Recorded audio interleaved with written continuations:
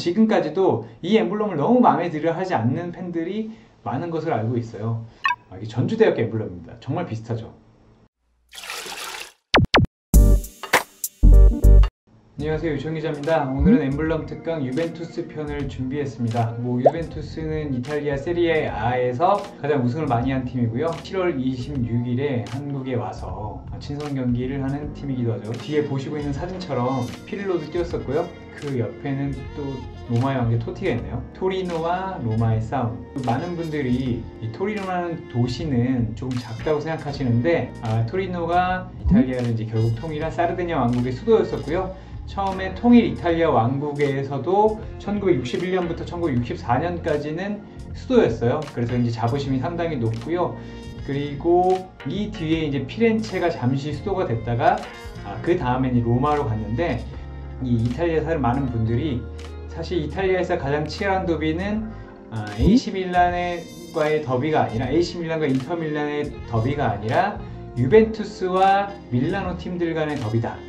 이 세 팀 간의 더비는 정말 치열하고, 그래서 인테르 밀란과 유벤투스와의 경기를 이탈리아 더비라고 하잖아요. 그리고 더 재밌는 것은 이것을 살짝 인정하지 않는 분들은 AC 밀란과 유벤투스와의 더비를 진짜 이탈리아 더비다 라고 이야기하기도 합니다.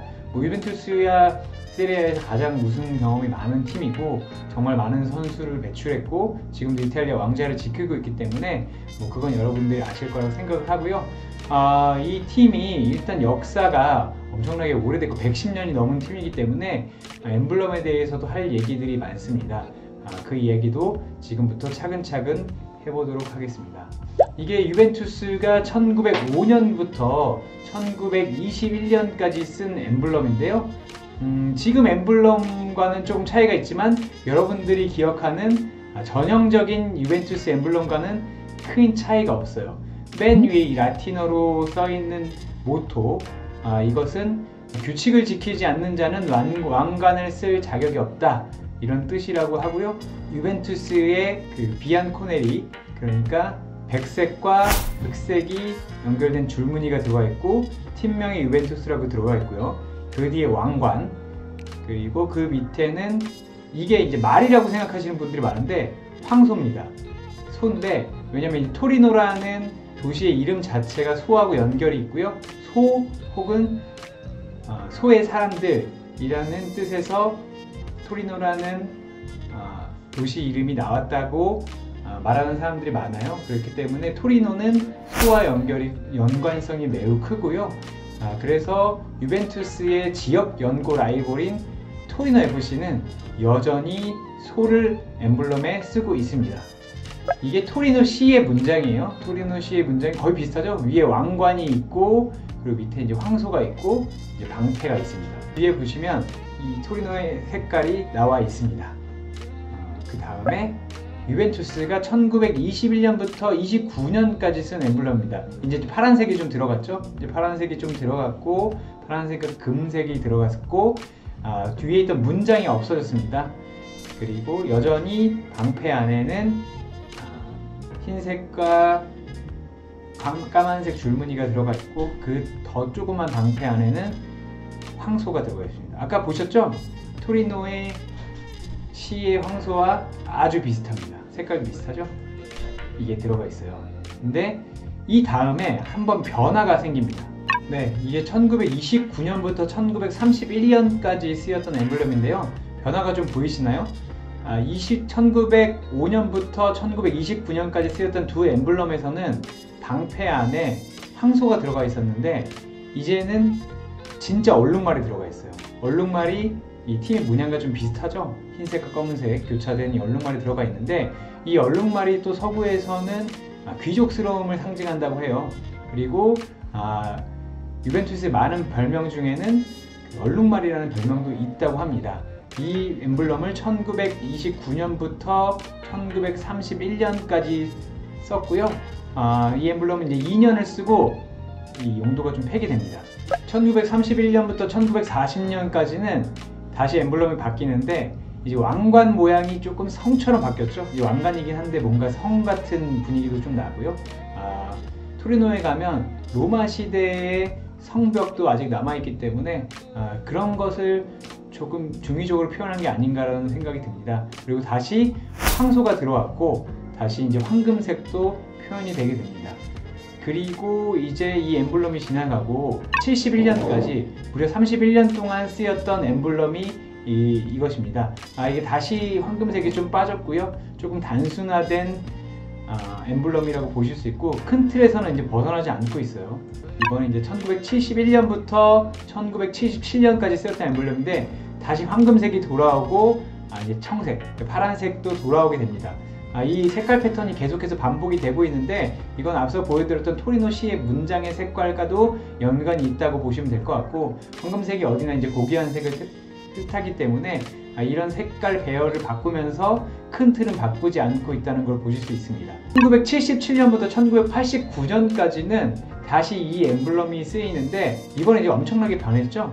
방패도 사라지고 줄무늬도 사라집니다. 물론 황소가 아니라 이게 또 얼룩말인데, 얼룩말이 생기면서 얼룩말 두 개를 좀 겹친 것 같죠. 하얀 말과 검은 말을 교차시키면서 마치 얼룩말인 것처럼 보이게 효과가 이루어져 있고요.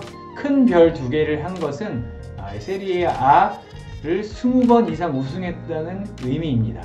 사실 유벤투스는 뭐 다른 팀들은 별을 박아도 1년에 하나씩 박는데, 유벤투스는 워낙 우승을 많이 했기 때문에 10년에 하나씩, 그러니까 큰 별은 10번 우승한 것을 뜻하기 때문에 20번 우승했다는 걸 뜻하고 있고요. 다시 상징이 황소에서 얼룩말로 변화하신 걸 볼 수 있어요. 얼룩말이 1929년부터 1931년 사이에 쓰였잖아요. 다시 46년 만에 얼룩말 상징이 돌아왔다는 것을 볼 수 있습니다. 근데 이 엠블럼도 1977년부터 89년까지 12년이 쓰였는데, 다시 한번 1989년에는 변화가 일어납니다. 1989년부터 2004년까지 쓰였던 엠블럼인데요. 다시 이제 테두리가 등장하고 이 방패가 등장하고 유벤투스라는 팀명과 함께 별이 위로 갔습니다. 그리고 다시 얼룩말이 아닌 황소가 엠블럼 안으로 돌아왔는데, 사실 이런 형태의 엠블럼이 유벤투스에서 가장 많이 쓰였다고 볼 수 있어요. 아마 여러분이 기억하시는 엠블럼도 이런 형태라고 보실 수 있을 겁니다.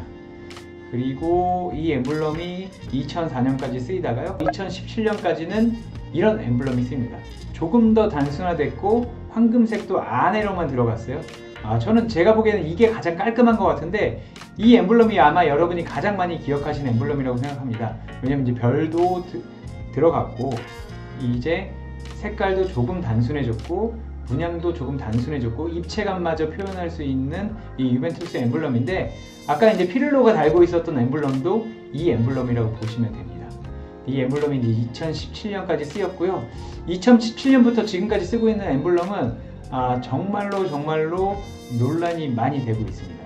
왜냐면 구단 정체성을 모두 이렇게 생각하고 있는데 너무나 크게 변화를 줬기 때문인데, 지금 엠블럼 알고 계시죠? 이 엠블럼입니다. 이게 나왔을 때 이제 구단에서는 스포츠 단으로서뿐만 아니라 경제 활동을 하는 구단으로서 엄청나게 많은 고려 끝에 이 엠블럼을 택했다고 하지만, 그 당시에 물론 지금까지도 이 엠블럼을 너무 마음에 들어 하지 않는 팬들이 많은 것을 알고 있어요. 그런데 이 엠블럼을 하면서 이 구단 가치를 끌어올리겠다는 유벤투스의 유벤투스가 그런 다짐을 했는데, 물론 어떻게 될지는 좀 두고 봐야 될 것 같습니다. 왜냐하면 확실히 단순화되긴 했잖아요. 그래서 이것을 뭐 상업적으로 쓰겠다, 사업적으로 더 많이 쓰겠다는 얘기를 했기 때문에 한 5년 정도 지나고 나서 2022년 정도에는 그 결과를 우리가 좀 결과를 좀 볼 수 있을 것 같습니다. 이 엠블럼이 어떻게 만들어졌냐 하면요, 이 공식이 있다고 합니다. 이게 이 스쿠데토 보이시죠? 스쿠데토를 경계를 좀 없앤 것이라고 보면 될 거예요. 딱 저 모양이잖아요. 그러니까 어차피 우승팀은 우리다 라는 걸 보여주고 있을 것 같고요. 그리고 흰색과 검은색의 줄무늬를 계속해서 연결시키는 이 유벤투스 전형적인 모습이고, 그리고 J, 전통적인 J, 이걸 합쳐서 저 엠블럼이 나왔다 라는 건데, 저는 어느 정도 좀 일리가 있는 것 같아요. 다만 그냥 보기에는 저 위에 있는 유벤투스라는 게 없으면 이게 과연 유벤투스의 엠블럼이냐 라고 딱 떠오르는 분이 없기 때문에 아직은 좀 공식화가 덜 된 것 같아요. 물론 나중에는 이게 유벤투스에 계속해서 쓴다면 전통적인 엠블럼이 되겠지만 아직 팬들의 마음에 남아있는 것은 2004년부터 2017년까지 썼던 마지막 엠블럼이라고 좀 보고 있습니다. 이게 또 왜 이게 비난이 휩싸이냐면 이 엠블럼이 발표되고 좀 재미있게 말하는 분들은 한국의 어떤 대학교 엠블럼과 비슷하다라는 얘기가 있어요. 그래서 제가 좀 재미로 찾아봤는데 이게 전주대학교 엠블럼입니다. 정말 비슷하죠. 색깔과 색깔과 이제 배열을 위에 있는 별을 좀 치우면 정말 비슷한 걸 알 수 있어요. 뭐 이런 얘기까지 나오면서 왜 전주대학교 엠블럼을 따라했느냐 라는 얘기는 나왔지만 하여튼 제가 보기에는 아주 나쁜 엠블럼은 아닌 것 같아요. 왜냐면 많은 공리가 들어갔고 가용성이라고 해야 되나요? 가용성 측면에서는 예전 엠블럼보다 더 좋을 수도 있다고 생각하고 있습니다. 그래서 유벤투스가 2017-18 시즌에 이 엠블럼을 썼는데 제가 보니까 2019-2020 엠블럼도 지금 이런 식이더라고요. 별이 들어갔다 빠졌다 들어갔다 빠졌다 하는데 유벤투스가 이미 세리에 A 우승을 30회 이상 했기 때문에 자랑스럽게 별 3개를 배치한 것을 볼 수 있습니다. 이번에 오는 선수들은 아마 새 시즌 유니폼을 입었으니까 제가 보기에는 이 엠블럼을 달고 오지 않을까 싶습니다. 그런데 좀 정리를 해보자면요.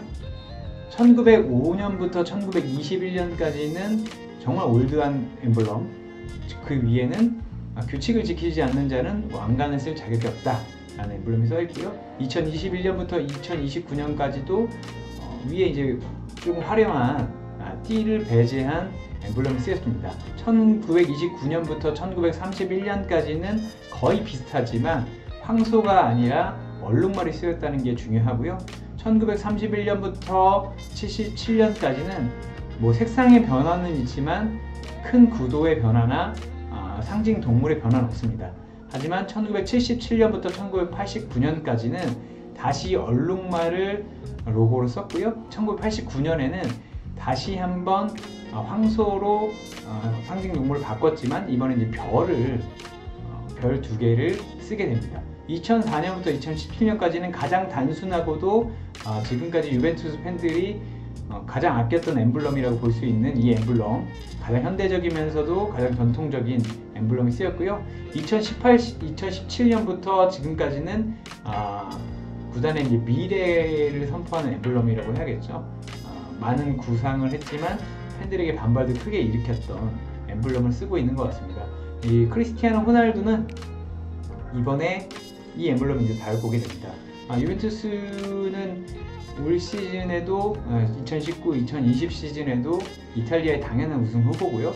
그리고 챔피언스 리그 우승 후보이기 때문에 여러분도 이 엠블럼을 보실 때마다 이 엠블럼에 상징하는 동물이 어떻게 바뀌었고 왜 이 동물을 바꿔가면서 썼으며 유벤투스는 왜 파격적으로 엠블럼을 바꿨는지에 대해서 한번 생각해 보시면 좀 재밌을 것 같아요. 그리고 이제 토리노가 우리나라에서는 그렇게 유명한 관광지는 아니지만 상당히 대단한 의미를 가지고 있고 좋은 도시라고 해요. 그래서 유벤투스 경기를 보러 토리노에 가신다면 이 이야기가 조금 더 새롭게 느껴지실 수 있을 것 같습니다.